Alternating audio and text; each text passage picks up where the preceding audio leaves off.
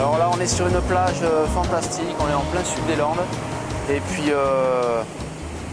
il y a un objet sublime, un support sublime, liquide, là, qui vient déferler ce support là, qui est la vague en fait.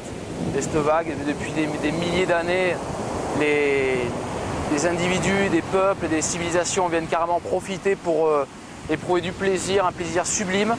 Le plaisir de s'engager, de partir dans un creux, dans cette vague. Elle est magique, elle est vraiment le symbole, elle est ce qui a généré tout le plaisir et qui a amené cette culture, le surf et tous les dérivés du surf. Donc on va prendre quelques minutes pour en parler, parce qu'il y a quand même certaines choses à savoir sur cette vague.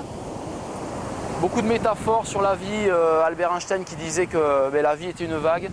Le surfeur, chaque surfeur va utiliser la vague et, comme un support, comme un peintre utiliserait une toile de peinture. Et puis pour y tracer sa trajectoire, et chacun crée sa trajectoire un petit peu comme chacun dans la vie, va utiliser le chemin de la vie pour réaliser selon sa confiance en soi, son engagement, la façon de gérer un peu ses peurs, la façon aussi de s'organiser par rapport à ce milieu instable.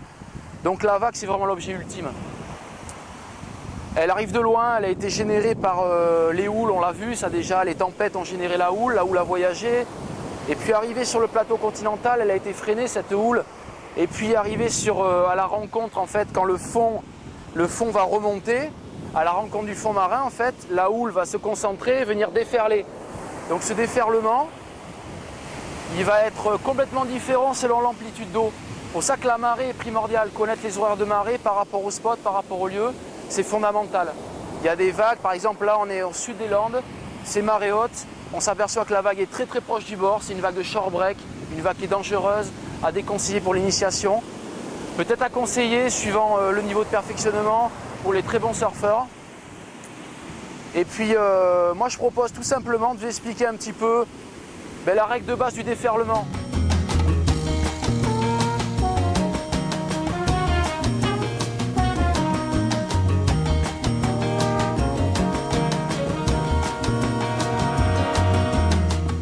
La formation de la baïne et du banc de sable, ça c'est hyper intéressant à connaître. La plage, le littoral, 250 km de sable sur les côtes landaises. Et puis ces courants en fait qui vont au fur et à mesure des jours et des semaines et des mois vont complètement créer en fait le banc de sable. Voilà, le banc de sable avec de chaque côté deux trous d'eau qu'on appelle baïne en fait. Ça vient du patois landais, ça veut dire trou d'eau. Et puis dans ces trous d'eau, il y a forcément un courant qui vient s'accumuler et partir vers le large. C'est un danger. Moi je reviens simplement sur l'histoire du banc de sable qui est fondamentale. La houle qui arrive en fait, la houle qui arrive nord-ouest à la rencontre en fait, ces trains de houle qui à la rencontre en fait du banc de sable vont venir déferler. Donc c'est la qualité du banc de sable qui va créer la qualité de la vague. C'est le fond marin qui va vraiment être super important par rapport au type de déferlement. Donc le banc de sable il a un rôle hyper important. Et puis l'amplitude d'eau qu'il va y avoir sur le banc de sable va créer une vague ou creuse ou plutôt molle. Au niveau des vagues, on observe trois types de déferlement.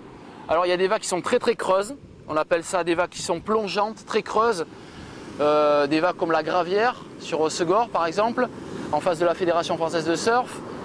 On a des vagues du type déversante, où le pan de mousse en fait va tout doucement s'effondrer comme ça du haut en bas. Ça c'est des vagues du type un petit peu comme on l'a sur Guétari, vague de Guétari, très massive avec une lèvre qui descend en tombant. Et puis le troisième type de déferlement d'une vague, c'est ce qu'on appelle surgissant. Alors, surgissant en fait c'est des vagues de shore break, on en a ici aujourd'hui. C'est des vagues en fait qui ont traversé le trou d'eau, la baïne, et qui au dernier moment remontent sur le banc de sable et déferlent de façon assez inattendue. C'est des vagues dangereuses. Les vagues surgissantes du bord, les vagues plongeantes comme la Gravière, et puis les vagues déversantes comme Guétari. Voilà, trois types de déferlement.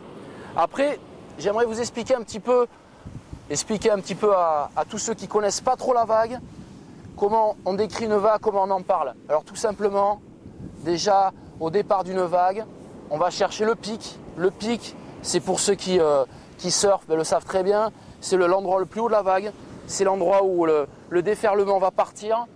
Donc là, c'est plus haut qu'ici, ça va commencer à déferler là. Et puis, au niveau du vocabulaire, on observe donc l'endroit le plus creux, le curl, l'endroit du départ de la vague.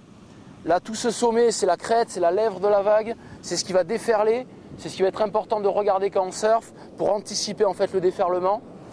Et puis cette vague qui va ouvrir vers la droite. Après on a la section là, on a une section. Dans la section, ce qu'on appelle la section, c'est tout simplement le pan de mur qui est en train de se lever et qui est surfable.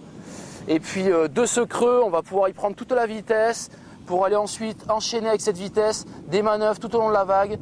Le surfeur va ainsi pouvoir s'exprimer et utiliser toute la vague de haut en bas pour avoir de la vitesse et surfer du départ jusqu'à la fin. Donc voilà, on a vu un petit peu le type de déferlement, on a vu un petit peu comment on parle d'une vague. Maintenant, on va parler un petit peu de la mesure des vagues.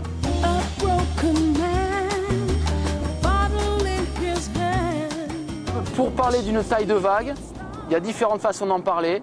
Alors il y a le système métrique, les anglo-saxons qui parlent en pieds. Voilà, donc on va dire qu'une vague d'1,80 m fait 6 pieds. Et puis il y a les Hawaïens qui ont tendance à diminuer la taille des vagues, qui disent que la taille 6 pieds en fait les Hawaïens disent en fait qu'une vague d'1 mètre c'est une vague qui est au-dessus de la tête d'un homme, donc ils diminuent en fait les tailles, c'est-à-dire que quand ils disent des vagues d'1 mètre, pour nous c'est presque du 2 mètres.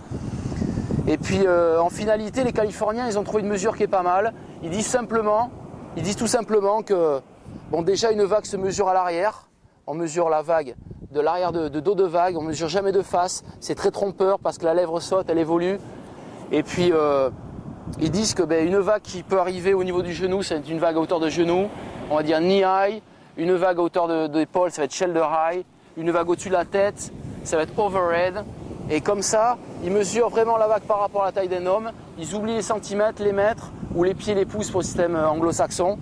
Et en comparant vraiment la vague à l'échelle d'un homme, on arrive vraiment à se repérer, à savoir si vraiment c'était une vague qui était très grande, au-dessus de la tête d'un homme, ou une vague qui était au niveau des genoux.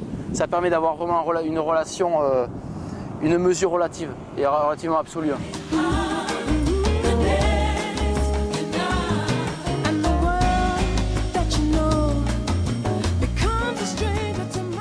Mais pour conclure cette petite histoire de vague, simplement rappeler aux débutants et puis à ceux qui n'ont pas encore un niveau d'autonomie dans l'océan que déjà pour commencer à surfer en sécurité, il faut trouver une vague adaptée, donc pas partir sur des spots trop fréquentés par des experts, des bons surfeurs.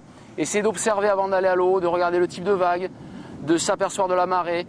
Si ça va être marée trop haute, risquer de surfer un shorebreak, donc essayer d'avoir le calendrier toujours des marées avec soi, de connaître vraiment le moment idéal pour que la vague se mette en place, d'observer, si vous ne connaissez pas le spot, de demander aux locaux, demander aux gens qui sortent de l'eau comment elle est, comment ça va, de ne pas s'aventurer dans des vagues trop grosses, en gros d'aller surfer des vagues adaptées à son niveau, à sa motivation et surtout à sa planche. Voilà. Donc moi, à travers toute cette histoire de vague, que commence l'aventure entre vous et la vague, on parle de couple, c'est un abandon et une recherche fabuleuse. C'est au-delà de tous les sports, c'est une relation entre l'homme et l'environnement sur cet endroit ultime. Et puis moi je vous souhaite à tous un super bon surf, profitez un maximum des vagues.